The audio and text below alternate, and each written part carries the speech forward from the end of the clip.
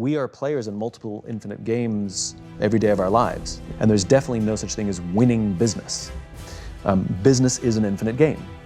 And yet, when we listen to the language of too many leaders, they talk about being number one, being the best, and beating their competition.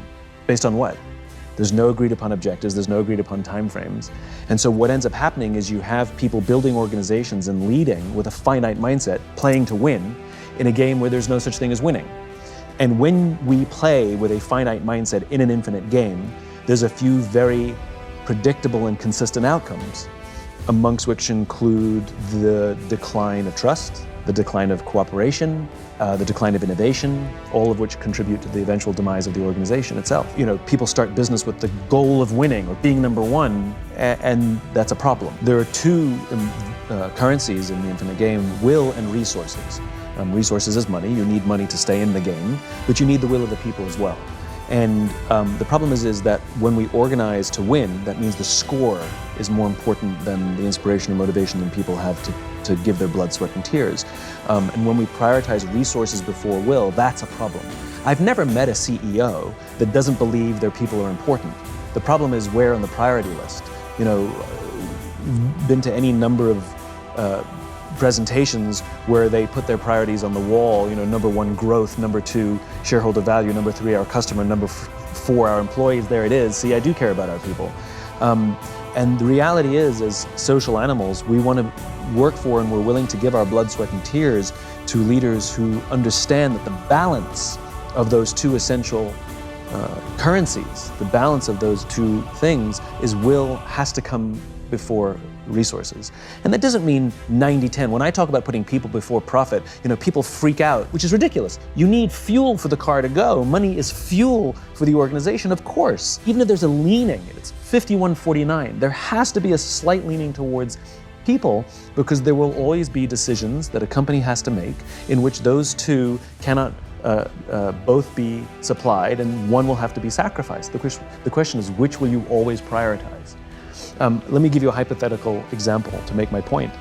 Two CEOs. The first CEO says, our number one priority is growth. And of course our people are important, because if we take care of our people, we will meet and exceed our financial goals. Second CEO says, our number one priority is our people. And if we take care of our people, we will always meet and exceed our financial goals. Which one would you rather work for? I mean, it's obvious, right? It's obvious. So this is what it means to prioritize will over resources. It has, of course, money matters, but the people matter more. People who are willing to give their blood, sweat, and tears make for better, more profitable companies. People who are only there for their own selfish needs and would be willing to jump ship as soon as they get a better offer, they're not the best people to help build a company for the long term. We can throw money at people which will last for a while, and you can make a company look successful for a while, but it doesn't mean it can last. We can't judge a ship by how well the crew performs in calm waters. We judge a ship by how well the crew performs in rough waters. And the problem is in good times, we don't use all that extra money to take care of the people. You know, we use it to distribute, and then when hard times come, sometimes there's not enough padding, and the culture hasn't been fostered over that time. But that is the irony, which is when we lead with an infinite mindset, and the leaders that do lead with an infinite mindset have disproportionately more successful companies, more innovative companies, more profitable companies, all of which are strong enough to last for a very, very, very long time. And not because they just have the financial wealth to weather storms, but the company continues to grow and innovate and reinvent itself so that it's relevant in the face of new technology and changing tastes and politics in the world. So that is the great irony, but it has to be genuine, meaning to say that I care about my people because they're a means to an end. It's like we only like you because you help us make money. Makes us not only feel used, but that we're a mechanism for somebody else's success. Where when we say we care about our people and money is the mechanism by which we can take care of people, you know, the more money we make, the more we can take care of our people and serve our customers. It has a profound impact on our desire to give more. Really fast, tell me why isn't an infinite game just a series of finite games? for the same reason you can't just keep eating chocolate cake every day because it feels good. Because simply driving people gets exhausting. It destroys the foundations of trust. It destroys the foundations of cooperation. And when we don't work well together, share information, admit mistakes, there's no innovation. And we know what simply driving a series of finite games looks like. It looks like investment banking before 2008, which produced an artificial, man-made recession. And so much of the finite thinking that we have today, unfortunately, is a really reasonably modern invention. It's not like business has always operated this way. The thinking of Milton Friedman, the 1970s economist, has really dominated sort of business theory today. He theorized that the responsibility of business, this is his definition, the responsibility of business is to maximize profit within the bounds of the law, right? What about ethics? You know, like a pharmaceutical company that raises the price on essential drug 200%, 300%, 500%, 800%, it's not illegal. It is unethical, right? It makes us uncomfortable, and yet the law is not broken. That's not a good enough standard to run a business. And it was his thinking that gave rise to the theory of shareholder supremacy, which was a theory proposed in the late 1970s, where we prioritize the wants, needs, and desires of a shareholder over the needs of the customer or the employee, which is like a coach who's trying to build a great team by doing what the fans want versus what the players need, right? That's basically shareholder supremacy. You know, especially if you work for a company that embraces annual or even quarterly layoffs to meet arbitrary projections. Keep in mind, a lot of the companies that employ mass layoffs are profitable, just not as profitable as they would like. It's not like they're losing money and they had to do this to save the sinking ship. That's something completely different. These are highly profitable companies that missed a projection, and so they laid people off so they could meet that projection. There's something fundamentally wrong with that. And we know it because we feel it at work. We see this decline of trust. We are not loyal to our companies anymore. Why would we be? They're not loyal to us. And leaders set the tone. So when companies are loyal to us, we will give loyalty back to them. When they're not loyal to us, why would we be loyal to them? I'm tired of CEOs telling me that, you know, millennials these days don't stick around very long. Well, why would they if you don't offer them any kind of loyalty back? And it's not for the people to prove to you that they're loyal, it's the other way around. Leaders set the tone. And to me, this is a world is flat moment, that the people who've learned to game the system, that this discomfort that we feel, we actually are right. Like, they actually don't understand the game they're in. Business is an infinite game, and when you play with a finite mindset, lots of people suffer, including the companies that they themselves are trying to build. That's the great irony. The great irony is the way you build great companies is with an infinite mindset. The way you build great companies is by prioritizing people before profit. The way you build great companies is will before resources. Both things important, but there has to be this general leaning where we can feel, when we come to work and feel like we're part of something bigger than ourselves, where we feel that our work and our effort is worth more than simply the money we make. Ultimately, what I want people at home to be able to do is, if they're not a business owner, understand what to look for in that and understand how they can play a role in shaping it. So there are 5 practices in order to lead with an infinite mindset. You have to have a just cause. You have to have trusting teams.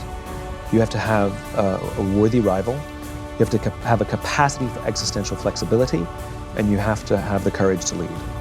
So just cause. We have to give our people something to advance, a cause so just that they would be willing to sacrifice their interests in order to do so. In other words, turn down a better paying job, or frequent business trips, or working late hours. And though I may not like those things, I do them because it feels worth it, because I believe in what I'm a part of here, because I feel that I'm helping advance, because there's no achieving in the infinite game. The goal is not final achievement, the goal is advancing, to progress in the infinite game.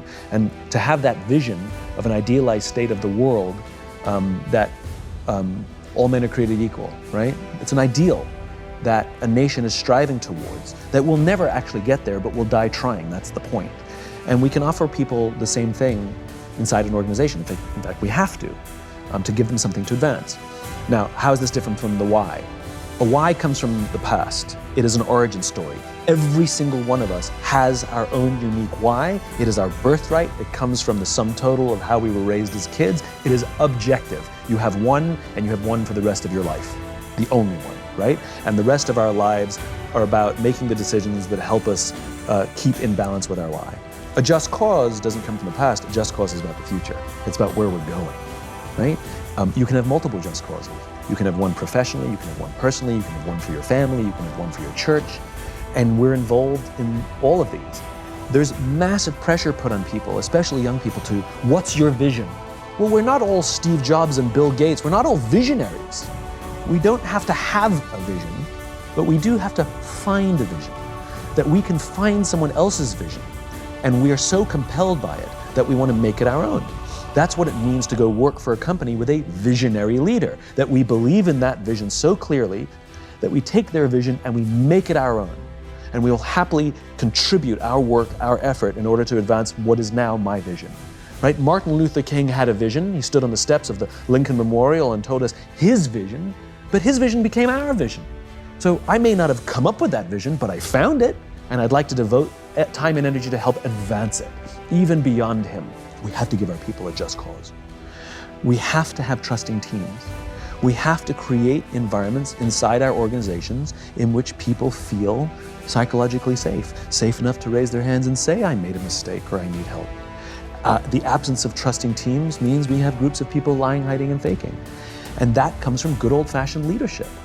Leadership is not about being in charge. It's about taking care of those in our charge. And the very responsibility of a leader is not to drive performance. Leaders are not responsible for the results. Leaders are responsible for the people who are responsible for the results. And the problem is we don't teach people how to lead, right? When you're very, very junior, we give people tons of training how to do their jobs. Some people get advanced degrees how to do their jobs so that they'll be good at them. And if you're really good at your job, we promote you. And eventually you get promoted to a position where you're now responsible for the people who do the job you used to do, and we don't teach you how to do that. So how can we expect people to be good at their jobs if we don't train them how to do it? Like, would you go see a doctor that didn't go to medical school? No. So why would we work for a leader who has no training in being a leader? That's why we get managers. That's why we get micromanagers. That's why we get toxicity. It's not because they're bad people. It's because they don't know what they're doing. And they're making it up as they go along. And those lucky times that we get to work for a great leader, well, they were lucky that they probably had a great leader before them, or they learned it somewhere else, or maybe they had a terrible leader and they committed to do the total opposite of everything. The point is, they learned it. Well, we have to teach leadership so that leaders can create environments in which all of us can work to our natural best. That produces trusting teams.